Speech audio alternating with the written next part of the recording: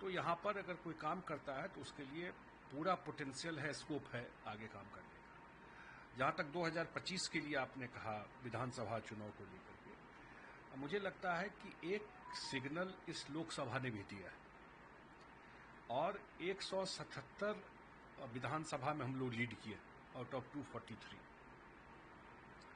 और मुझे लगता है कि जो आगे का आने वाला विधानसभा है वो लार्जली काम के बल पर ही, ये तो हो गया यहाँ पर लार्जली, कुछ तो कास्ट फैक्टर प्ले करता है बिहार में, लेकिन लार्जली आपको काम के बल पर वोट मिलता है।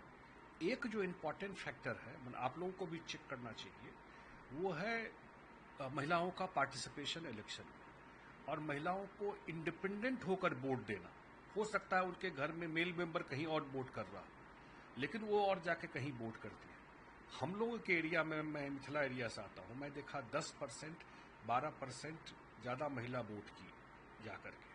तो हमको अब ये सब साइलेंट वोटर है, ये पता नहीं चलेगा आपको, लेकिन चुनाव के दिन जब निकल करके लोग वोट करती हैं तो इन सब का लबोलुबाब वही है कि 2025 में निश्चित रूप से बड़े मार्जिन से एनडीए चुनाव जीतेगी। अगर पिछले विधानसभा चुनाव की बात की जाए तो जिस तरीके से डाउनफॉल हुआ जेडीयू का, तो इस बार आपके लिए एक चैलेंज तो होगा कि जो लास्ट टाइम हुआ उसको कैसे रिकवर। पिछले वाले में आप भी जानते हैं कि कुछ और फैक्टर भी प्ले कर गया था, हाँ, अनअवॉइडेबल था, ये सिचुएशन हो गया। इस बार ये फैक्टर नहीं है, पिछली बार वो फैक्टर नहीं होता, सच्चाई ये है। तो उस बार भी एनडीए 180-185 सीट जीतती, लेकिन कहीं न कहीं मिसकम्युनिकेशन रहा, कहीं न कहीं आपसी तालमेल में कंफ्यूजन रहा। तो वो चीज इस लोकसभा में जिस हिसाब से एनडीए ने काम किया है, चाहे हम लोग की पार्टी हो या अन्य सहयोगी दल हो, वो बड़ा ही यूनाइटेड तरीके से काम किया और निश्चित रूप से विधानसभा चुनाव में भी बिल्कुल एक होकर के एनडीए काम करेगी। तो उसको कंपेयर नहीं कर सकते। 20 में बहुत तरह का बात हो गया था, तो इसलिए मुझे लगता है कि एनडीए 2025 में 2010 से बेहतर रिजल्ट करेगी, क्योंकि लोगों को एक बड़ा होप है कि सेंटर में भी सरकार है एनडीए की और यहाँ भी सरकार रहेगा। तो अगले 5 साल में जो बहुत सारा काम है वो बिहार में होगा। चेहरा कौन होगा? हालांकि बीजेपी कह रहे हैं कि नीतीश जी के नेतृत्व में लड़ेंगे, तो क्या नीतीश जी बिल्कुल शारीरिक रूप से स्वस्थ हैं? हर तरीके जिस तरीके से रूमर्स उठते हैं, फ्लोट होते हैं, खबर सोशल मीडिया का जमाना है, तो क्या नीतीश जी 2025 में फिर से नीतीश जी शारीरिक रूप से पूरी तरह स्वस्थ है। पूरा चुनाव कैंपेन उन्होंने किया है, अभी पूरा बिहार लोकसभा में घूम करके कैंपेन किया है। डेली वो निकलते हैं, ऑलमोस्ट फ्लड का जाके ग्राउंड पर देखना हो, कोई और रिव्यू करना है, वो निकलते हैं।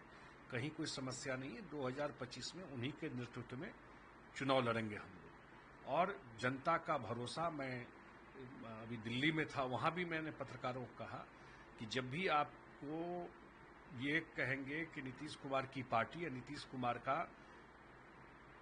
फॉल शुरू हो गया है, उसी समय वो आपको सरप्राइज देंगे बड़ा पॉलिटिक्स में। जैसे आपको लगेगा कि नहीं कुछ वो गड़बड़ हो रहा है। ये लोकसभा चुनाव, ये क्लियर कट मैसेज है कि आज भी लोगों का भरोसा बिहार में नीतीश जी के ऊपर है। सर, विशेष राज्य की दर्जा की बात हो रही है, आप लोग भी हमेशा मांग करते हैं, लेकिन विपक्ष भी सवाल उठा रहा है, उसका सवाल भी डाले गया कि आप सरकार में हैं, आप पावर में हैं, आप मुख्यमंत्री प्रधानमंत्री के कैबिनेट में हैं, तो फिर आप सवाल मांग किससे रहे हैं? विशेष राज्य की दर्जा के लिए आप लोग देखिए, ये इशू ऐसा है, जो लोग ये विपक्ष उठा रहे हैं, पहले मैं ये बोल दूं फिर इस पर आता हूं कि जो विपक्ष 10 साल केंद्र में मनमोहन सिंह के सरकार में थे और फर्स्ट टर्म में 2004 से 9 तक उनके बिना सरकार भी नहीं चलती, वहां पर एक बार भी तो विशेष राज्य का दर्जा का डिमांड नहीं किए, एक बार भी नहीं किए। उस 10 साल में आप बताइए कि अगर एक बार भी मुकेश जी उन्होंने बिहार को विशेष राज्य का दर्जा मिले, सहयोग मिले, उनका सारा ताकत था वहां पर करने के लिए, नहीं किया। जहां तक हम लोगों की बात है, ये हम लोगों का डिमांड शुरू से। नीतीश कुमार जी ने इसके लिए इतना बड़ा रैली किया, पटना में, दिल्ली में इतना बड़ा मूवमेंट चलाया कि भाई बिहार अपने बलबूते, अपने संसाधन पर एक जगह पहुंच गया।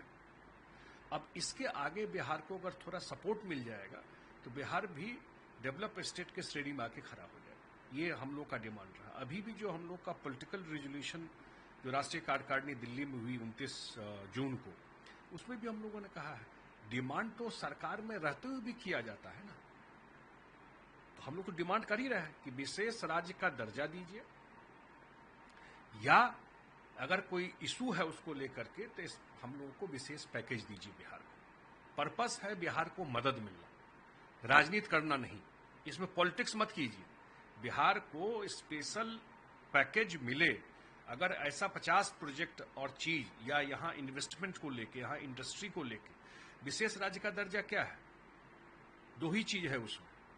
एक है कि जो कोई इन्वेस्टर यहाँ आएगा इन्वेस्टमेंट करने, उसको टैक्स में छूट मिलेगी, और दूसरा है कि जो सेंट्रल स्पॉन्सर्ड स्कीम है उसमें 90-10 के बेसिस पर शेयर होगा। अभी 60-40 हो जाता है। यही दो चीज है विशेष राज्य में। तो वो शेयर आपको होगा तो स्टेट का कुछ पैसा बचेगा तो कहीं और पैसा लगा सकता है।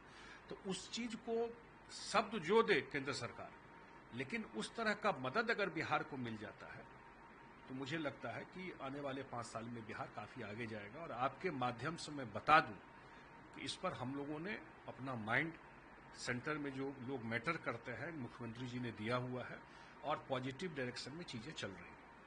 सर, लालू यादव कह रहे हैं कि सरकार गिर जाएगी, किस बेसिस पे वो कह रहे हैं? लालू जी तो बहुत कुछ बोलते हैं। लोकसभा से पहले का स्टेटमेंट निकालिए ना, क्या बोलते थे, कितना सीट जीतेंगे, क्या होगा नरेंद्र मोदी का, बिहार में कितना रिजल्ट मिलेगा। 4 सीट पे आ गए ना, यही वही उनका स्ट्रेंथ है।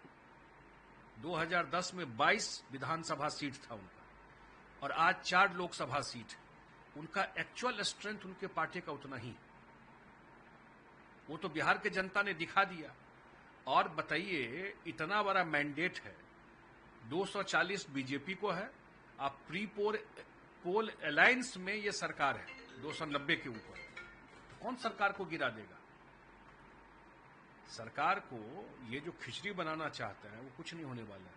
5 साल नरेंद्र मोदी जी के नेतृत्व में एनडीए की सरकार चलेगी। पूरा देश के जनता ने मैंडेट दिया है एनडीए और बड़ा विक्ट्री दिया है। 2 बार सरकार चलाने के बाद देश में दूसरी बार हो रहा है। सिर्फ आज तक इंडिया में, देश में कभी नहीं हुआ। नेहरू जी के समय में हुआ कि 3 बार सरकार बनाए नेहरू जी, 3 बार जीते। उस समय विपक्ष नहीं था। कि नरेंद्र मोदी जी के सरकार में 3rd टाइम रिपीट करना साधारण बात नहीं है। और 3rd टाइम मोदी जी को देश की जनता ने पूर्ण बहुमत दिया, एनडीए को फुल मेजोरिटी दिया है एनडीए। तो कौन सरकार गिरा देगा? 99 में जिसको आया वो सरकार गिरा देगा? किसके पास मेजोरिटी? आरक्षण के नाम पे अब ये लोग यात्रा कर रहे हैं 15 अगस्त आरक्षण विशेष राज्य दर्जा को लेकर, और कह सकते हैं कहीं 2025 का चुनावी विधानसभा का जो है वो भी एक तरह से आगाज मान रहे हैं। हमको नहीं लगता कि इन सब बातों में कोई दम है। बहुत लोग मीडिया में चला रहे थे कि व्हील चेयर पर जाके प्रचार कर रहे हैं, कितना मीटिंग कर दिए। पब्लिक अपील क्या है, पब्लिक कितना ट्रस्ट करता है। एक होता है राजनीति करना और लोगों को विश्वास कितना है आपके बातों पर। एक टेस्ट तो लोकसभा दिया। मैं विनम्रता से ये बात कह रहा हूं। आरक्षण का मुद्दा कहां से आया? जब नीतीश कुमार जी ने जातीय गणना का काम शुरू किया, लगातार बोलते रहे, सबको लेके चले, आरजेडी को भी बोले कि आप रहिए इसको, बीजेपी का भी समर्थन है। जब जातीय गणना पास हुआ कि किया जाएगा कैबिनेट से, तो बीजेपी के साथ सरकार थी बिहार में। जातीय गणना मुख्यमंत्री जी ने कराया, जातीय गणना कराया, और जातीय गणना करा करके उस पर जो एक्शन लेना था सारा एक्शन लिया। ये तो नीतीश कुमार जी का किया हुआ है ना। इसमें क्या, इनका तो यही किया हुआ है कि जब 2005 में हम लोग आए तो पंचायत में भी आरक्षण नहीं था, अति पिछड़ा और दलित को। पंचायत में भी 2006 में आरक्षण मिला है बिहार में, दलित को पंचायत में आरक्षण नहीं था यहाँ पर। इसलिए उसमें कोई दम नहीं है। अब विशेष राज्य तो बता दिया आपको, थोड़ा ये भी बता दे जब यात्रा पे निकले कि 10 साल जब केंद्र में सरकार में सत्ता में थे तो उस समय विशेष राज्य के लिए कितना बार डिमांड किए थे। हम लोग तो कर रहे हैं और कुछ रास्ता निकालेंगे। सर, आप यहाँ के जल संसाधन मंत्री भी रहे हैं, कई फ्लड्स को आपने देखा होगा, अब आप केंद्र में चले गए हैं, ऐसे में सवाल सवाल उठ रहा है कि जिस तरीके से इस वक्त बाढ़ का कहा जा रहा है कि नेपाल में पानी बारिश हो रही है तो बिहार पे इम्पैक्ट पड़ेगा, तो क्या है? और सेंट्रल की टीम भी आई थी फ्लड कंट्रोल में। नहीं, अभी हम लोगों ने बात किया है, मैं मिला भी था जो वित्त मंत्री हैं भारत सरकार की और जो एक्सटर्नल अफेयर्स मिनिस्टर है जयशंकर जी, और भारत सरकार ने एक कमेटी बनाई, कमेटी आई, हम यहाँ पर एक असेसमेंट करके अपना रिपोर्ट दी है। मुझे लगता है कि एक नेपाल में हाई डैम बनने की बात है, बहुत मूवमेंट उसमें हो नहीं रहा है। हो जाए तो बहुत बड़ा प्रॉब्लम सॉल्व हो जाएगा, लेकिन ये कैसे होगा कि नेपाल में बने नहीं और इतने बड़े एरिया में हर एक साल फ्लड आता रहे। मैं डेटा आपको शेयर करूंगा, पिछले 10 साल में अगर लोग अमाउंट निकाल दें कि बिहार सरकार का कितना खर्चा हुआ, चाहे फ्लड फाइटिंग में, चाहे आपदा में, वो हजारों करोड़ में, और जो डेथ होता है वो अलग। तो अभी भारत सरकार की टीम आई, हम लोगों ने भी अपना इनपुट दिया है, और मुझे लगता है कि बिहार के जमीन के अंदर क्या कर सकते हैं, नेपाल में तो जब होगा, बिहार के टेरिटरी में जो कर सकते हैं वो कुछ सुझाव हम लोगों ने दिया है, और उस पर अब मेरे ख्याल से जरूर भारत सरकार इस पर विश्लेषण करेगी कि क्या उसमें हो सकता है, और वो काम होता है तो उस बाढ़ के प्रकोप से बहुत कुछ मिनिमाइज किया जाएगा। उस पर काम शुरू हो गया है और मैं पर्सनली इसमें इनिशिएटिव लिया। सर, आपकी पार्टी में जिस तरीके से नए लोगों की ज्वाइनिंग हो रही है तो कई सवाल उठ रहे हैं कि कल मनीष वर्मा IAS हैं, वो ज्वाइन किए। आज आपने भी देखा होगा पेपर से लेकर टीवी तक पे कहा जा रहा है कि उत्तराधिकारी हैं तो अब नीतीश जी की जगह यही लेंगे, तो क्या आप राष्ट्रीय अध्यक्ष हैं, तो आपसे सवाल बनता है कि क्या सही है क्या गलत? नहीं, उत्तराधिकारी या कोई अपने क्रियाकलाप कोई किसी को कुछ बना नहीं सकता। आप अपना जगह बनाते हैं, और खास करके इस पार्टी में नीतीश कुमार जी के उसमें अपने काम से लोगों के बीच में जगह बनाते हैं। और आज तो नीतीश कुमार जी हैं, 2025 में उनके नेतृत्व में लड़ रहे हैं, भविष्य में क्या होगा वो भविष्य की बात है। लेकिन यहाँ पर जो भी आता है हमेशा फ्रेश लोगों को, नए लोगों को एक अपॉर्चुनिटी इस पार्टी ने दिया है। फिर आपको अपना प्रूव करना है काम करके, ये उनको अभी प्रूव करना है काम करके। मुख्यमंत्री जी ने मौका दिया है, अब उसको संगठन में काम करके अपना प्रूव करना है कि पार्टी के लिए किस लेवल पे क्या कर सकते हैं। हमारे ख्याल से बहुत ही योग्य आदमी है, उन्होंने बिहार में भी काम किया है, उड़ीसा में भी काम किया है, तो निश्चित रूप से आने वाले समय में उनके इस एक्सपीरियंस का लाभ पार्टी को मिलेगा। एज अ प्रेसिडेंट पार्टी का आपका क्या फ्यूचर प्लान है, क्योंकि पार्टी पहले से काम कर रही थी, अब आप नए आए हैं, जिम्मेवारियां आपकी बढ़ गई है, बहुत उम्मीद के साथ आपको मिला होगा ये पोस्ट। एक बात जरूर अच्छा आपने पूछा, ये बात ये हुआ कि नीतीश कुमार जी काम में लगे रहे, लेकिन इनके कामों को लेकर के बाहर जाना कि बिहार में कितना अच्छा काम हुआ है, वो उतना पार्टी नहीं जा पाई उस हिसाब से। खास करके इस पार्टी का जहां पहले भी आधार था, जैसे झारखंड में या यूपी के कुछ पार्ट में, यहाँ MLA MP होते थे पहले से, तो वहां पर पार्टी का बढ़ाना, दिल्ली में एक आधार है पार्टी का, ये 3-4 जगह, और नॉर्थ ईस्ट में कुछ आधार है, north east, Delhi, Jharkhand and UP, इतना में जरूर पार्टी का आधार बढ़ाने का हम लोगों का प्लान है, और मेरे ख्याल से अगले 6 महीना में आपको उसका रिजल्ट भी दिखाई आने वाले दिन में आप वहाँ चुनाव लड़ेंगे? हाँ, झारखंड में हम लोग चुनाव लड़ेंगे और बात करेंगे बीजेपी के लोगों से भी कि अलायंस में हम लोग चुनाव लड़ेंगे। 18 लोगों की तो मरने की सूचना आई है, कई दर्जन लोग और हैं जो बहुत घायल बुरी स्थिति में। नहीं, मैं बहुत शोक संतप्त उनके परिवार के प्रति